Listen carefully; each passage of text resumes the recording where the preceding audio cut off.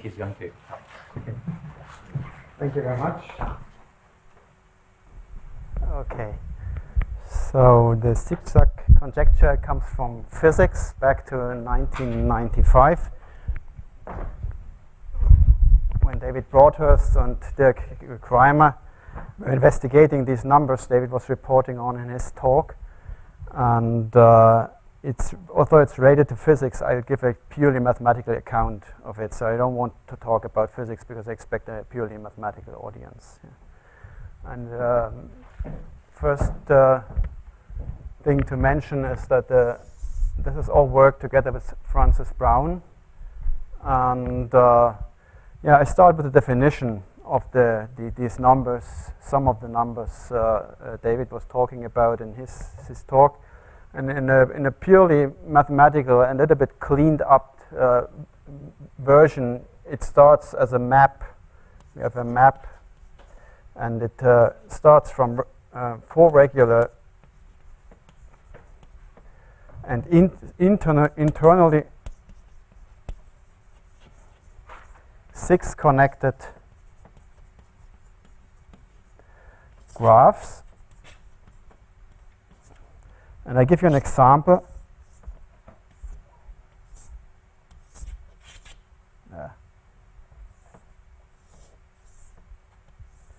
This is a 4 regular graph because every vertex has 4 edges. Here the vertices, there are no vertices in the middle. This is the K5. Every vertex has 4 edges. And the only way to split this graph in a non-trivial way is to split it with 6 edge cuts. This would be a non-trivial edge cut, whereas splitting off a vertex will be a trivial edge cut. So this is always possible with 4 edge cuts. But this is trivial, so we don't consider these. And these refer to graphs with no subdivergence. This is 4-point graphs. Actually, they are equivalence classes of 4-point graphs with no subdivergencies. So if you think, this is the only physical remark that I make, if you think of opening up a vertex, then you get a 4-point function which has no subdivergence. And there you get renormalization scheme independent contributions to the beta function, which is the map, which I call P, like period, and it lands in the positive real numbers. And the map will consist of several steps. And the first step is you label the vertices 0, 1, infinity, and then you start with x1. X is a variable. It's actually a 4-dimensional space-time point, and x to v minus 3. If the graph has v vertices, then you have v minus 3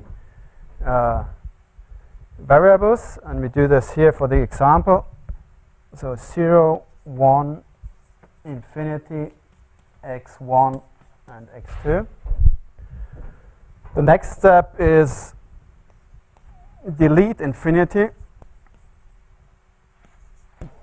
So you may ask why I introduced infinity to delete it in the second step here.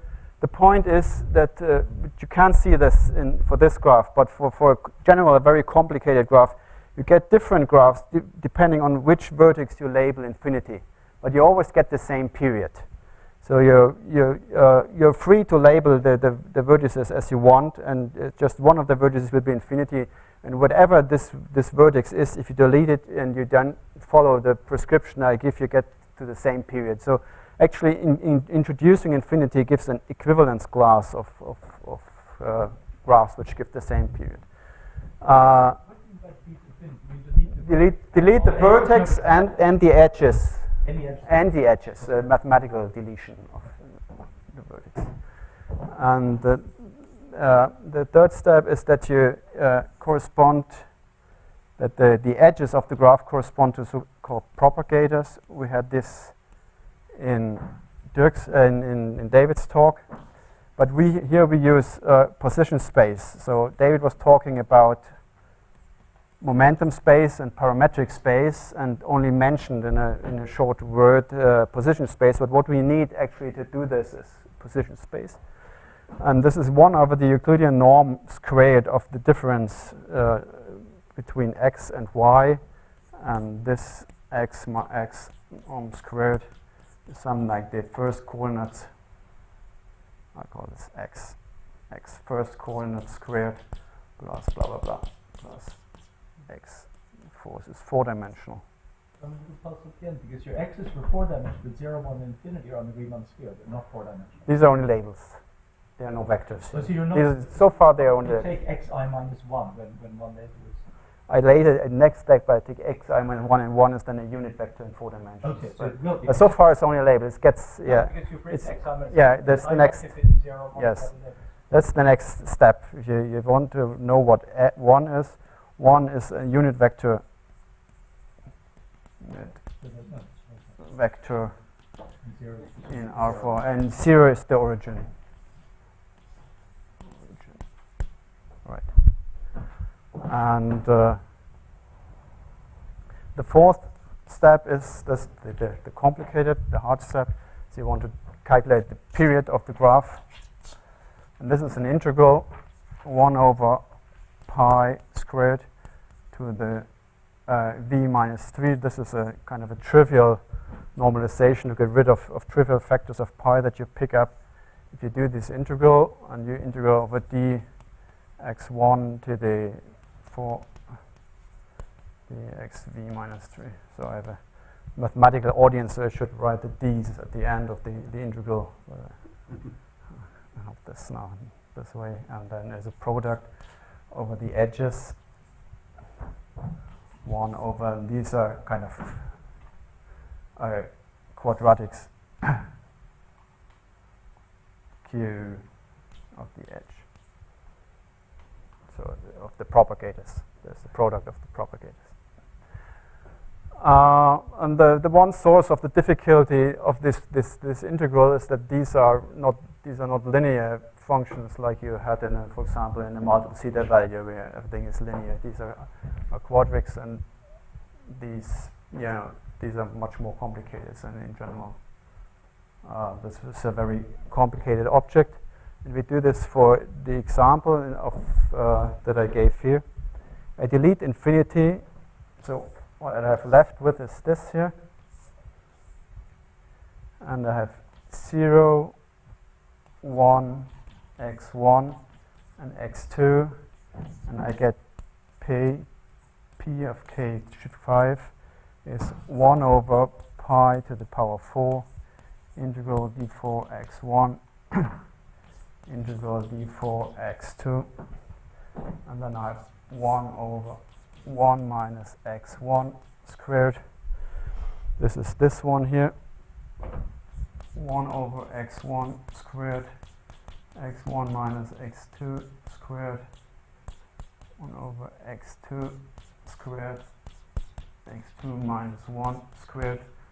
These are 5, 1, 2, 3, 4, 5 of the edges, and there's one edge that I didn't write down because this is the edge between 1 and 0, which always gives 1. It's 1 minus the origin, and the norm of 1 squared is 1. Okay, and if you do this integral, it's not too hard to do this integral. This is 6 zeta of 3. First evaluated by Jonathan Rosner in 1968. 1968, okay. So this is actually the first example of the zigzag family, or the zigzag graphs.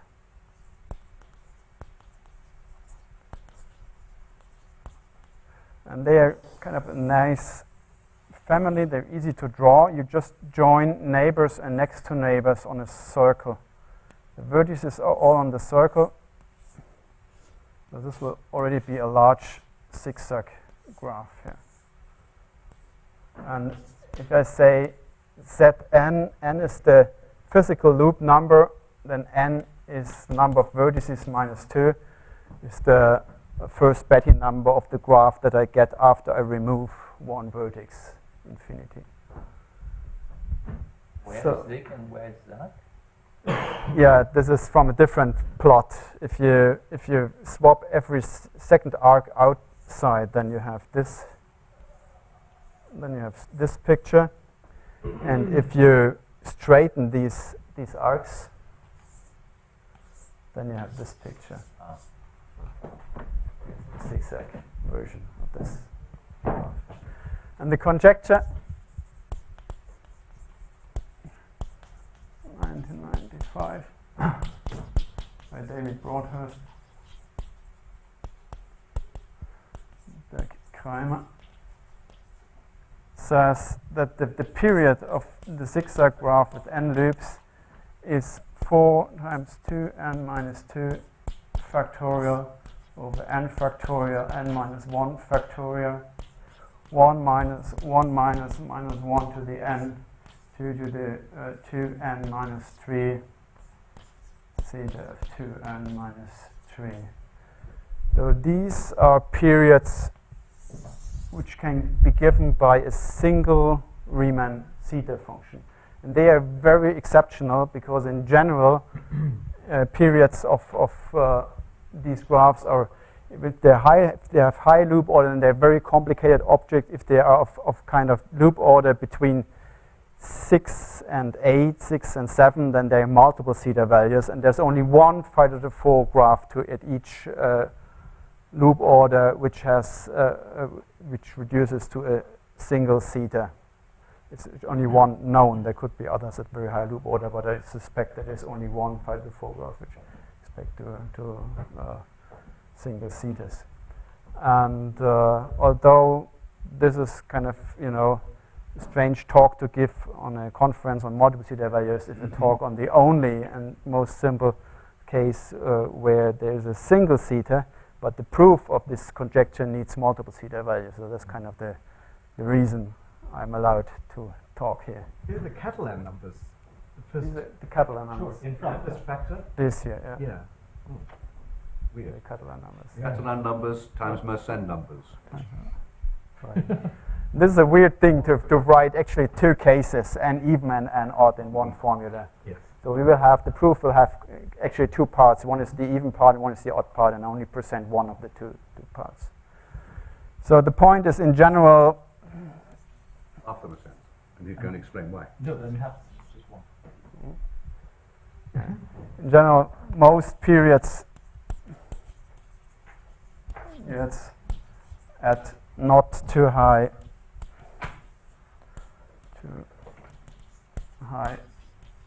loop order are multiple zeta values, and they use the false notation, as David explained. Zeta n1 to nr is the sum 1 as k1 kr 1 over k1 to the n1 kr to the nr. So I order this that way. Okay. Good. And the proof of this conjecture will be actually it's basically a calculation where we will need some ingredients. We will need 5 steps. And this is kind of, it's the easiest. There is a product structure on these periods, so you can build very simple periods from only multiplying k5 with k5, and there's a series of very simple periods in this map which are products. But if you don't allow for products, then the zigzags are the simplest periods that you can have. So all the other periods are more complicated. It's kind of the simplest case, but this is the first case where an all-order result is known of such a type in physics. And No, yeah, in a renormalizable quantum. in a renormalized quantum field theory. Right. Okay, the first step, we have 5 steps. First step is we take the planar dual. There's an old theorem known, I think it's from David, that if the graph gamma minus infinity is planar, And I call this graph G. And G had a planar dual. Then the period of gamma is the period of G hat,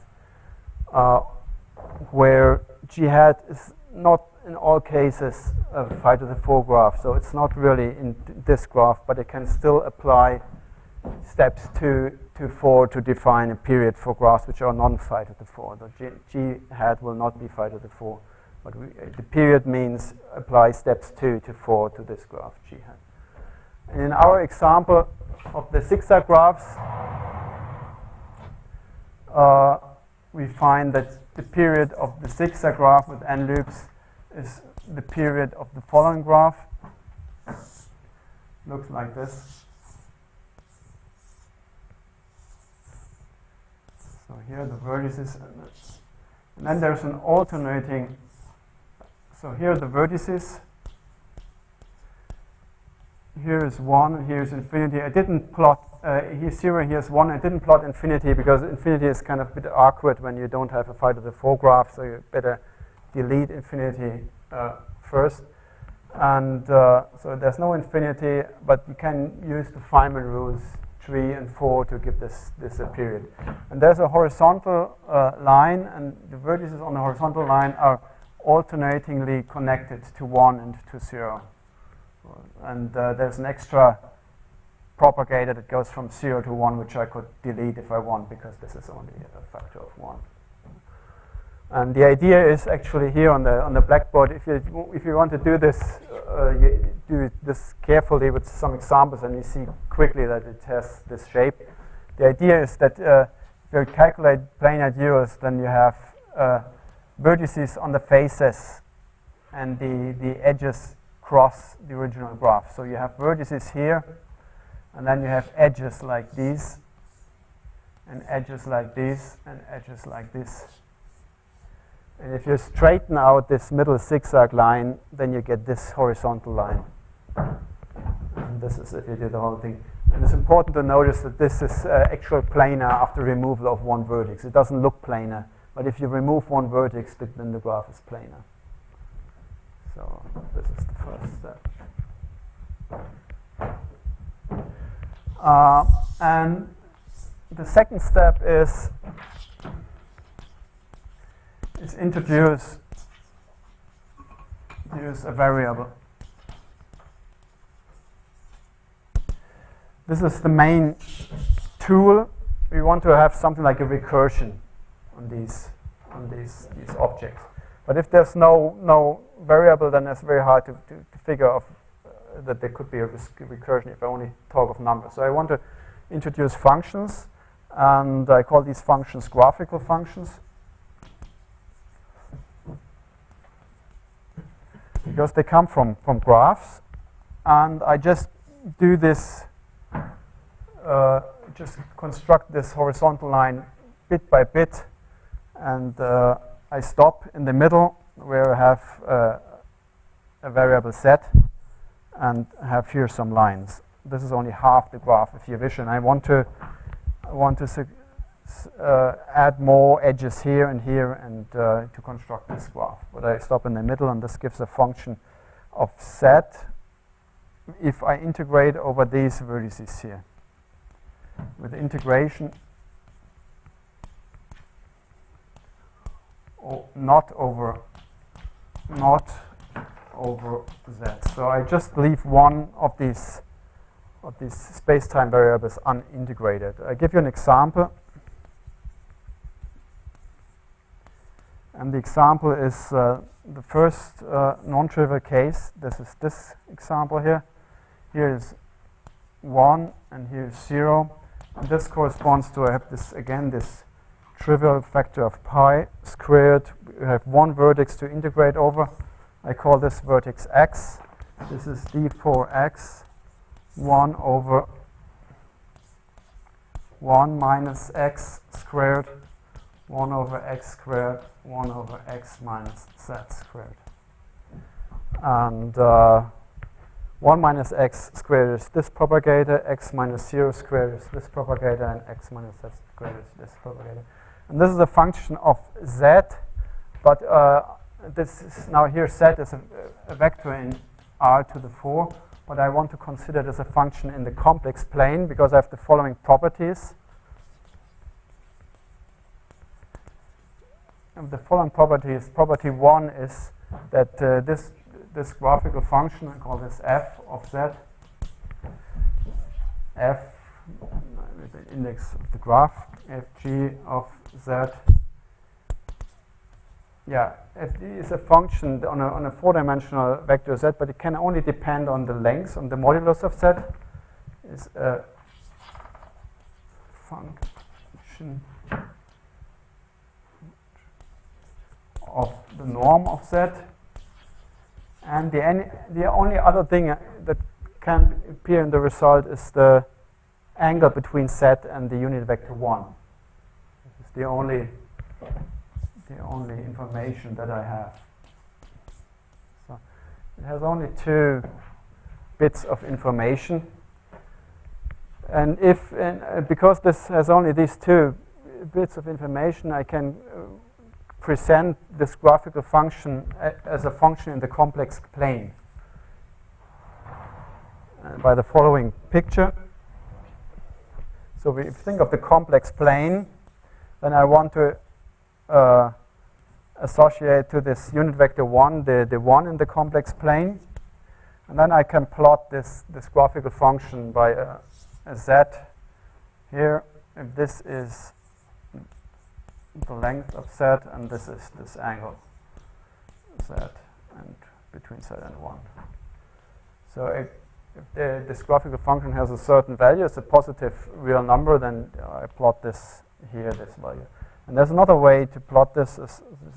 Equivalent way is to plot it below the real axis. So this will have the same value here. And this is already the second property, that f of z will always be fg of z bar. This comes from the first property. So all the information that is in this graphical function is kind of encaptured in this plot, this 2-dimensional plot. Everything else follows from symmetry. Right? You look skeptical. Okay. And the third property is that for the cases we are interested in, fg is real analytic in C without 0 and 1. And the fourth property, and this is the main property that we use in the following, is that fg is actually single valued. Normally, if you integrate things like these objects, then you get Poill logarithms, and Poill logarithms normally pick up monodromies.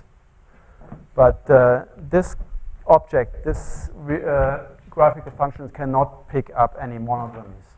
And the reason you have to think a bit for a short while is almost obvious. If you go back to this definition here for this example, and then z is a 4-dimensional vector, and then you move z somewhere in the 4-dimensional space. This will always be a positive real number, and there will be no singularity whatsoever. And it has a unique value. So if you move this in the 4-dimensional space and go back to its original value, then the integral will change smoothly and will come back to its original value.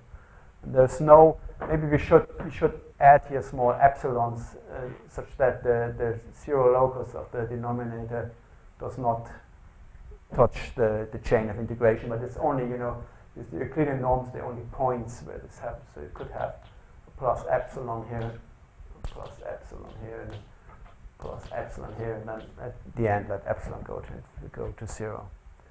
So it comes from the 4-dimensional integral representation that the function is single valued.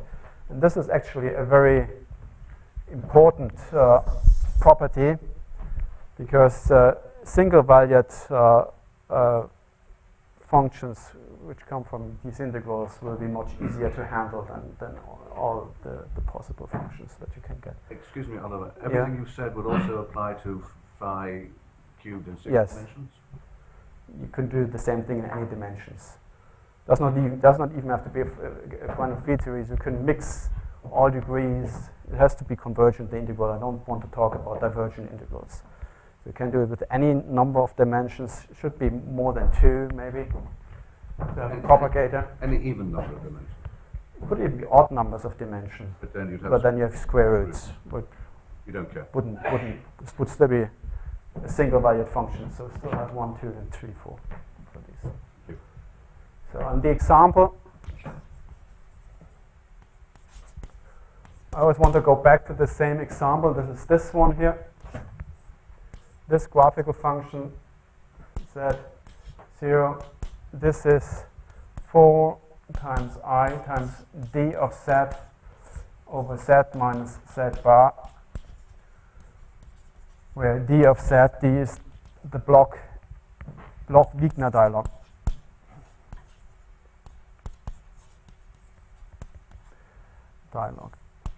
It's the single valued polylog at weight 2. So d of z would be the imaginary part of Li2 of z plus ln z ln 1 minus z.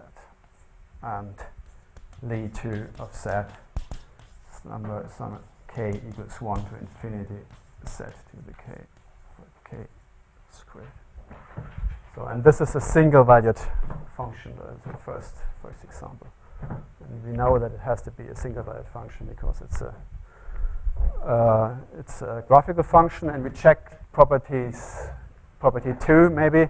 This dz, if z goes to z bar, then it picks up a minus sign, and the denominator does too. So this is a positive function on the conjugation of z. And it's real analytic and C without 0 and 1 too. So that's the result for this example. And third step is a recursion.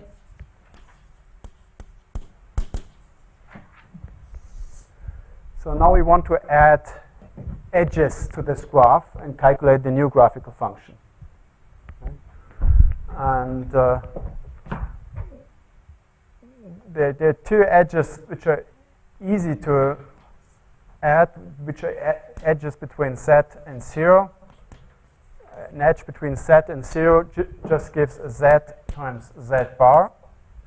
It's the absolute value of z squared. So it just gives an extra propagator, and there's nothing to integrate over. And it's a factor, it gives a factor of 1 over z times z bar, and the propagator from 0 to 1 gives a 1 over z minus 1 z bar minus 1. And there's a non-trivial way to add propagators. We add a horizontal propagator to this graph, and then we need the proposition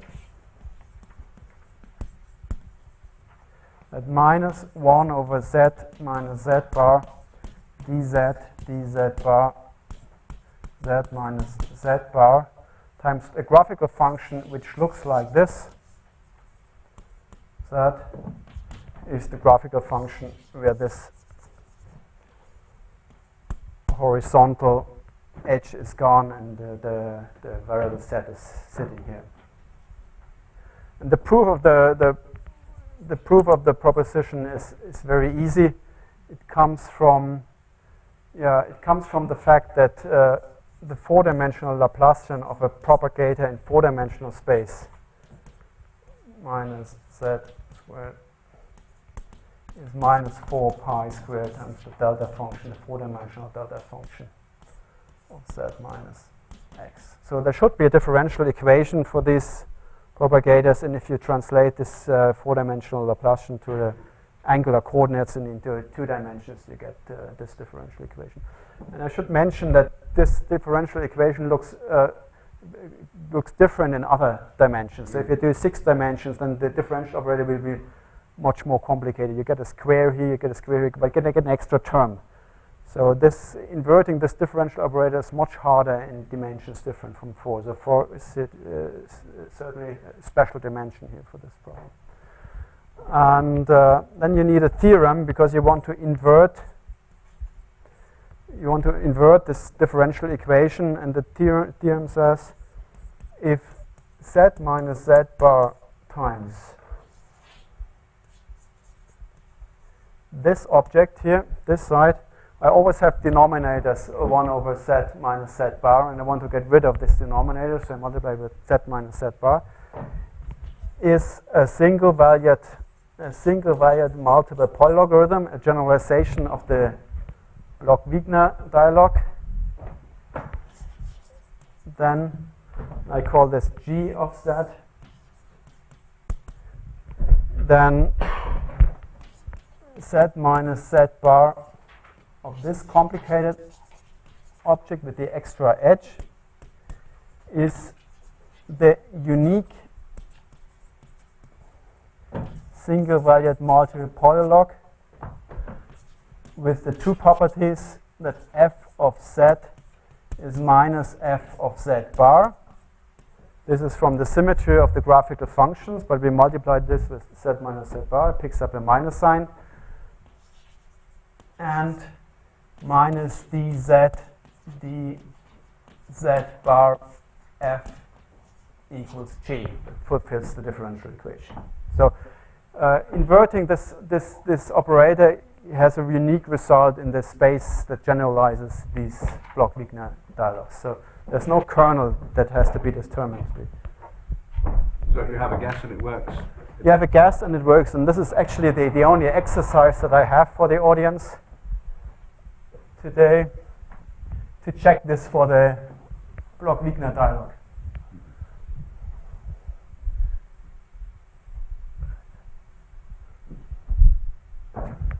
So, an exercise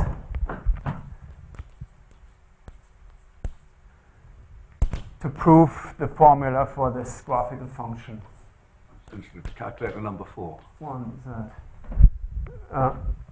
so yeah, prove this graphical function. But you've already said it had to be that, so the only thing we can verify... The only thing that you have to do is, you have to, we check the symmetry here. Yes. This is from the Bloch-Wigner dialog. We multiply this with z minus z bar, this goes away. We differentiate this twice with the dz and dz bar, but this is very nice because the dialog goes completely away if I differentiate with respect to z and z bar, because it has only a z component and the complex covariant has only a z bar component. So the only thing that's left is this object here, and there's a z bar hidden here in the absolute of z. So this gets differentiated and this gets differentiated. All the logarithms go away and I get a rational function, and I get the function, the graphical function 0, 1, z, which has no integration at all, which is a trivial graphical function. So this is the exercise, very easy to do. But somewhere we will extract new information that you didn't. The factor of 4 is fixed by the lower loop. Yes, the factor of, you need the factor of 4 because. So that's what we have to check. Yeah, that's what you have to check. Yeah, you have to do this calculation. It's fun to do. It's one line. Okay, and then the fourth step is to explain the single-valued multiple polylogs. And the first thing to do is to define multiple polylogarithms.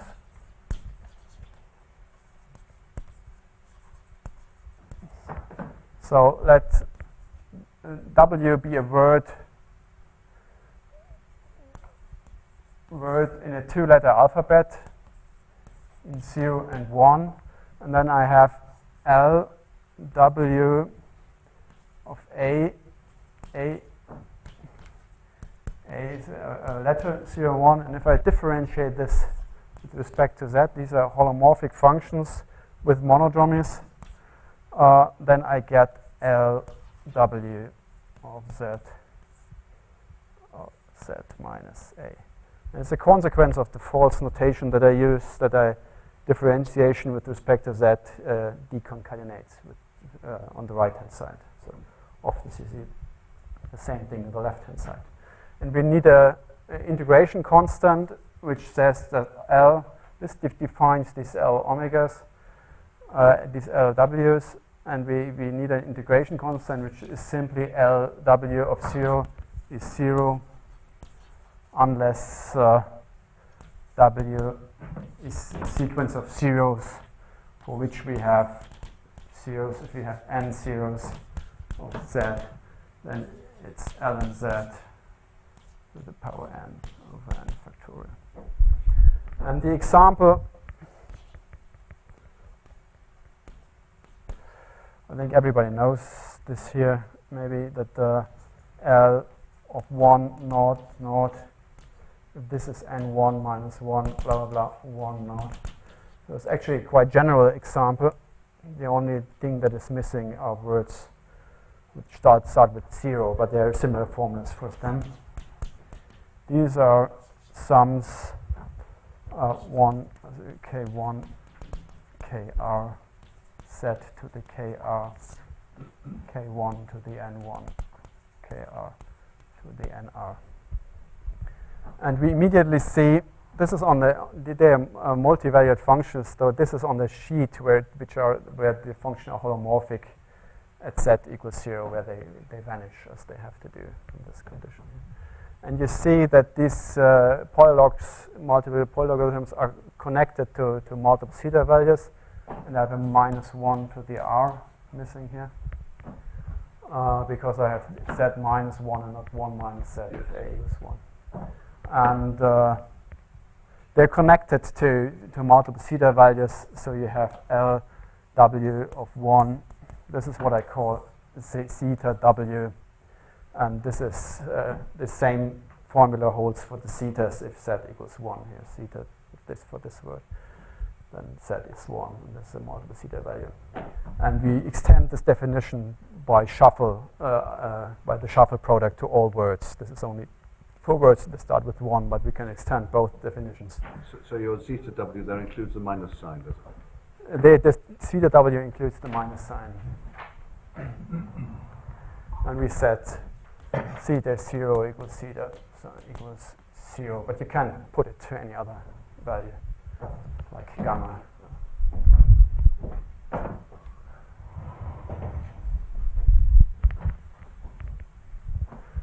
And these functions are multivariate functions. They're holomorphic, but multivariate. And we want to construct single-valued functions from these multivariate functions. And to do this, we have to understand their monodromies. And their monodromies are around 0, 1, and at infinity. And if I know 2 of them, I know all of them. And to describe this, I have to introduce generating functions.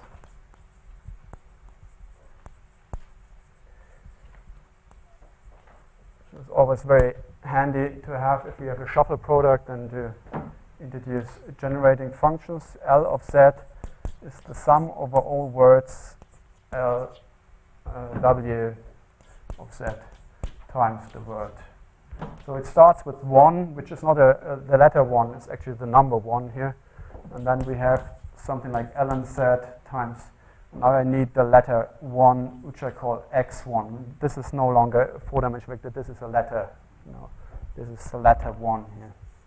It's always a bit hard to handle zeros as letters and write it in such formulas. So it's nicer to have this representation here. X1, this is the letter 1. So I swap between x0 and 0, and x1 is 1 as I want in the form. Plus the higher weight bits, which are all the complicated stuff. And with these generating functions, we have L of 1 is the capital Z, it's the Drinfeld associator.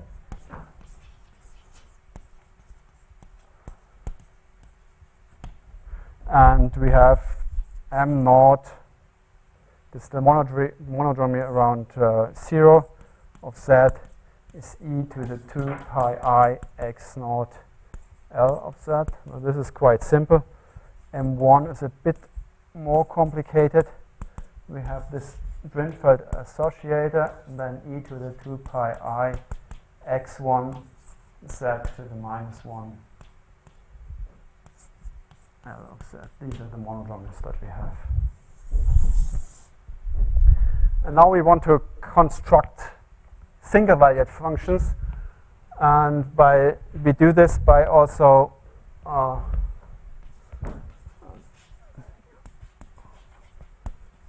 versions. We do this by also introducing the complex conjugates of these functions. An example would be ln L naught of z plus L naught of z bar, which is ln of z bar, and this is single valued. We want to generalize this construction to higher weights. And there's a general prescription by Francis Brown, who does this in full generality for all multiple polylogs, and there's again a shuffle algebra in words in 0 and 1 for the single valued objects, but this construction is too complicated for our purpose. So it's good to do computer calculations with these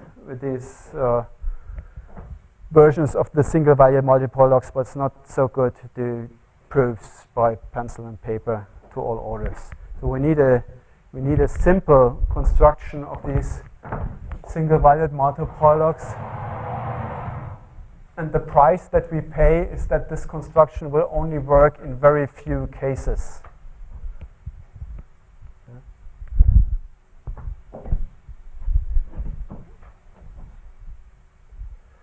So the general construction is by we construct single valued multipolylogs by which I call a false ansatz. False ansatz. It's false in the sense that it does not work in general. It works only for very, very special cases. We should call it sufficient. So it's just about sufficient for our purposes. And the ansatz is that we introduce this generating function, which is L of z bar, and then we reverse the order of the words. So is the order reversal. So operator. So x1, x0 reversed is x0, x1. This is the complex conjugates, and then there's a constant, the constant series S, which does not depend on Z, and then there's L of Z. This is a very nice ansatz for single valued multipolylogs, which normally does not work, but we have the theorem, or the proposition,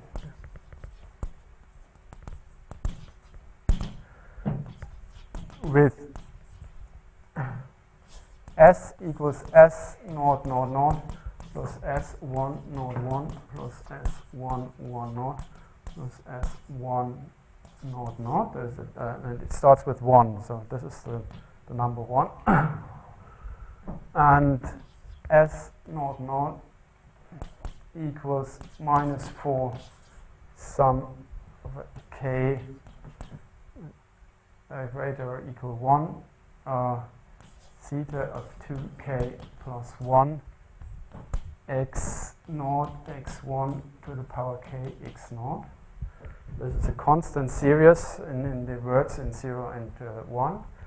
And S1 1 naught is minus 4 sum k greater or equal 1 and L greater or equal 0. Then we get a binomial 2k plus 2L over 2k. And then we get a zeta of 2k plus 2L plus 1. And we get an x1, x0 to the power k, x0, x1, x0 to the power L. And S101 is the same as S110 in reversed order. So there's a symmetry on the word reversal. This stays the same on the word reversal and the order reversal. And then we have to define S100, which is 1/2 S0, 0, 0, 0, 0, 0, the square of this series, plus S1, 0, 0, 0, S1, 1, 0, S1, 0, 1, S0, 0, 0. And with this very specific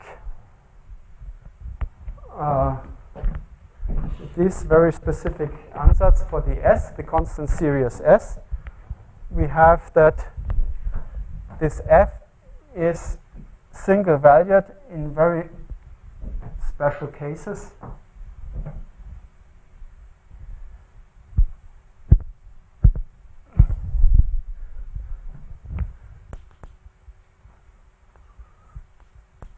We have that F is single valued up to terms which have either a double x1 or a triple x0 somewhere in the word, or more than one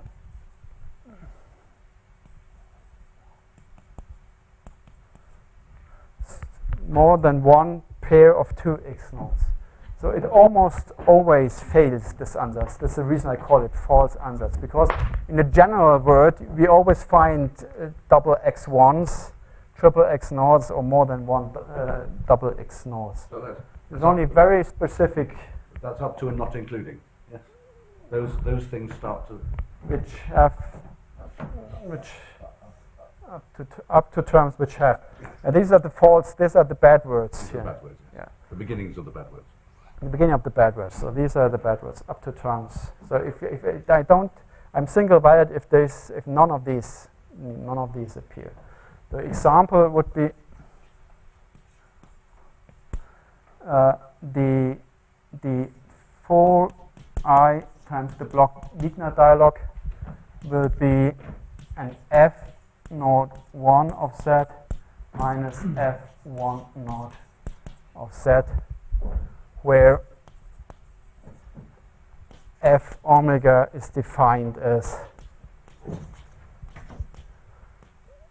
the coefficients of the series F.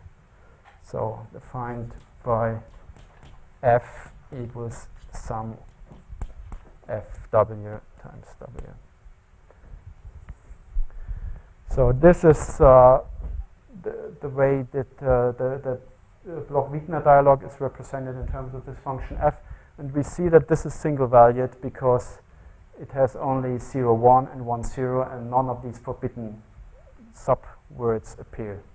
So this is okay, and we know that it's single valued. And the proof is a well-organized calculation. We know the monodromy here. We plug this in, calculate, and use Don Sagier's result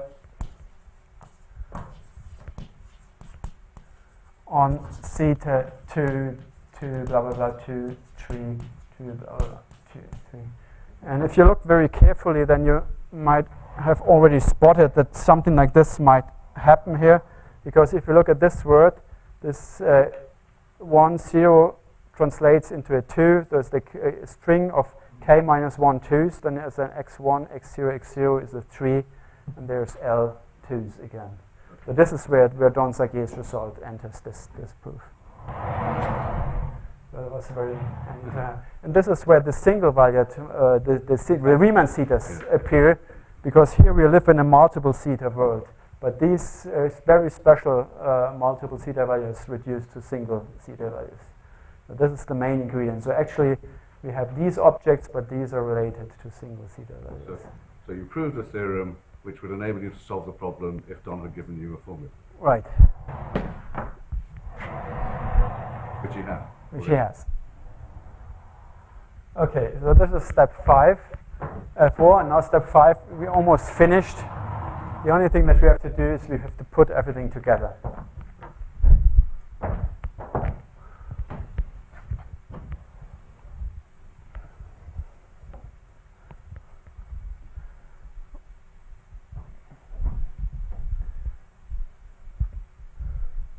Step 5.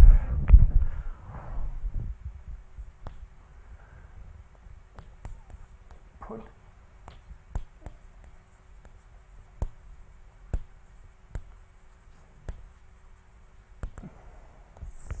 So the first thing that we notice is that dz of fwa of z, this behaves exactly like the multipollux. This comes from the definition of this f. The L is on the right hand side. And anti-holomorphic differentiation deconcatenates to the left.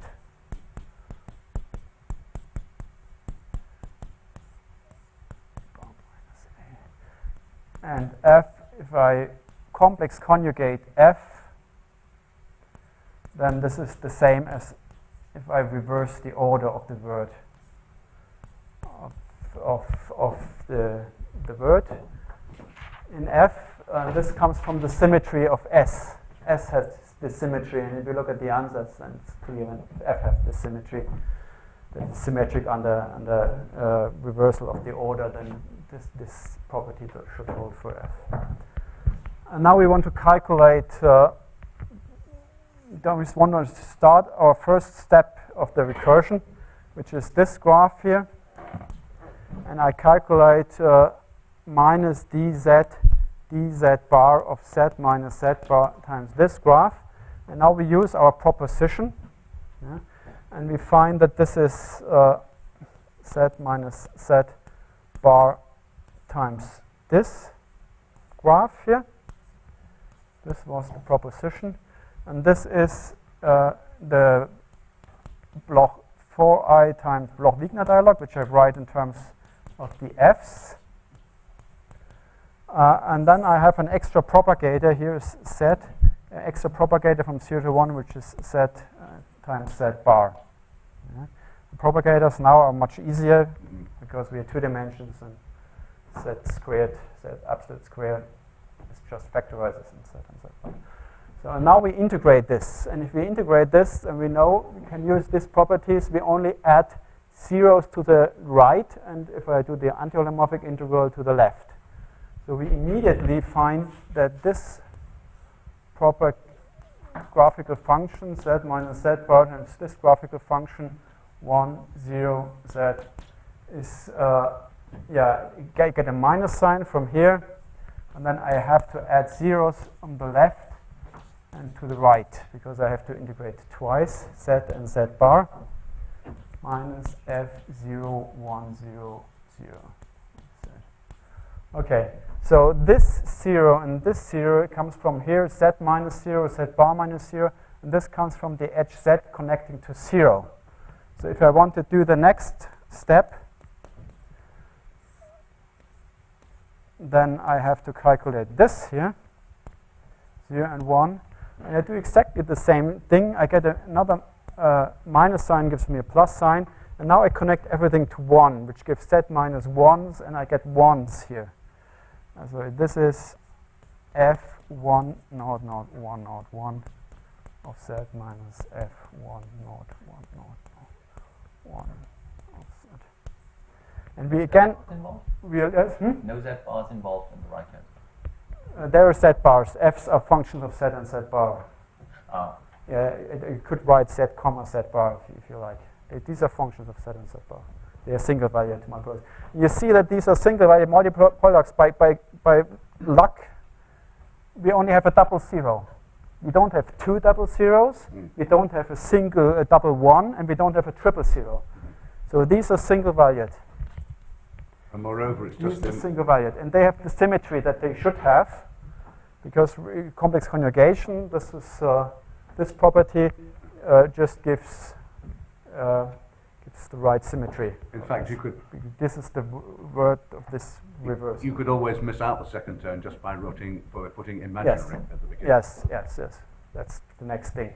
This is all, yeah, right. This is the next thing to happen, so 5 minutes.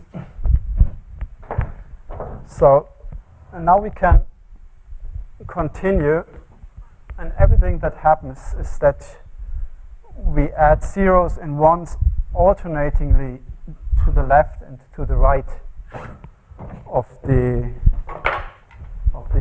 these f's. So we have,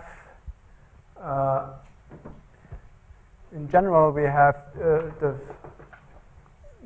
this here times z minus z bar. So if I go on and I stop here with the 1, then I get f of a word reversed, 0, 1 word of z minus f word reversed 1, 0 word of z, where the w is 0, 1, blah, blah, blah, 0, 1, and these are, I call this n minus 2 letters. Okay. And now the next step is to divide this by z minus z bar. And now we set z equals to I epsilon and use L'Hopital, and then we get the period of the Zn, because this, if I set z equals to 0, here's z, here equals 0, here's n. If z equals 0, this propagator goes down here because this is a 0, and we get exactly the graph of the zigzag, of the planar dual of the zigzag graph, and then we use L'Hopital, so we'll be to epsilon, limit epsilon goes to 0. And then we have f, so I have to differentiate, this is I dz of fw verse 0, 1 w of, oh, this epsilon is gone here, so I don't need the limit anymore, I use L'Hopital. And then here minus I with the anti-holomorphic differential, 0, 1 w at 0, minus the complex conjugate of these two terms. And the complex conjugate gives the same result, so you get it twice. So this is f w reverse w of naught minus f w. So now we were lucky again because this word w 0, 1 w is of the form 1, and then there's a word u and a 1. It ends in 1 and it starts in 1. And differentiation is easy to do because differentiation, the holomorphic differentiation clips off the right 1. So we get f1u of naught over 1 minus naught minus 1, 0 minus 1, minus f w tilde, no, f u. Now I have to clip off, this is dz bar, to the left. This is u1 of 0 over 0 minus 1, and this is f minus f1u of 0 plus, and this is just the word in reversed order. This is f u tilde. I reverse the order. The word, yeah. And now things are easy because I'm finished. Now we use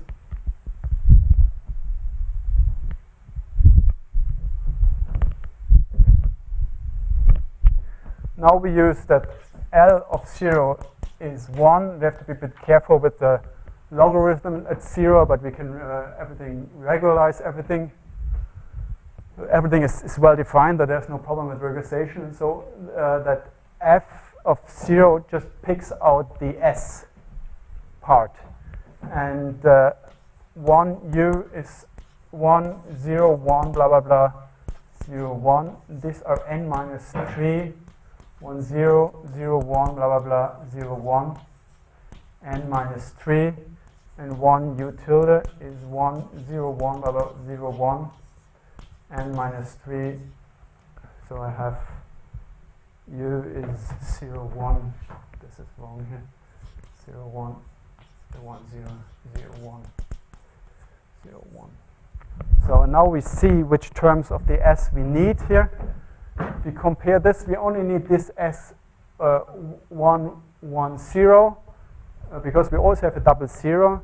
And these are here k equals, these are n minus 2 half, because the sequence of alternating zeta of n minus 2. Then we get a 0, and then we get another L equals n minus 2 half, and here we get k equals, now we have here, here, here. This is where this k ends, this n minus n half, and then we have a 0 here, and these are n minus 3, so L is n minus 4 half.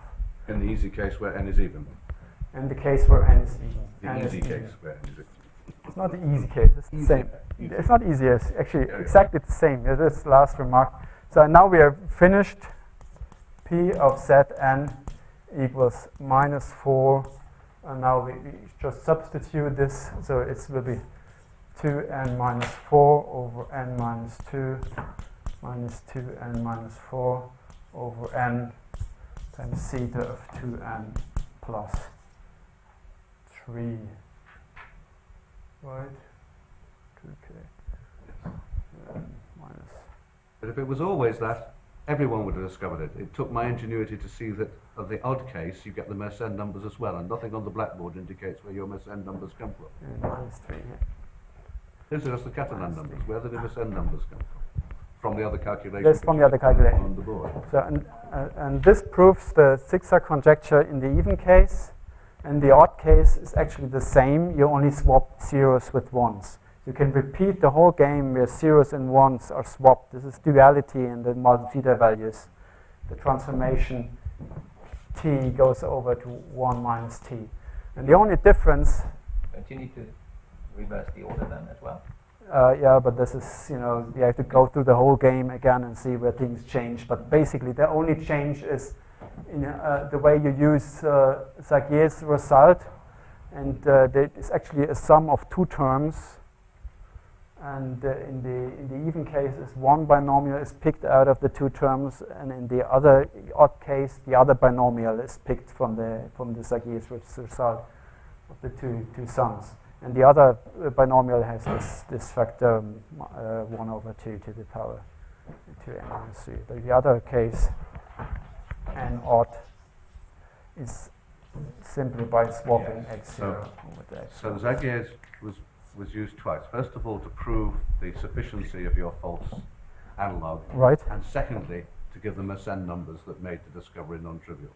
Because here you've got the Catalan numbers just off the blackboard. Yeah. But the Mersenne numbers come from something from Don. Yes. Or if not, where do you get the Mersenne numbers? Just from what's on the board. From what you've got on the board. It's just because it's an alternating zeta.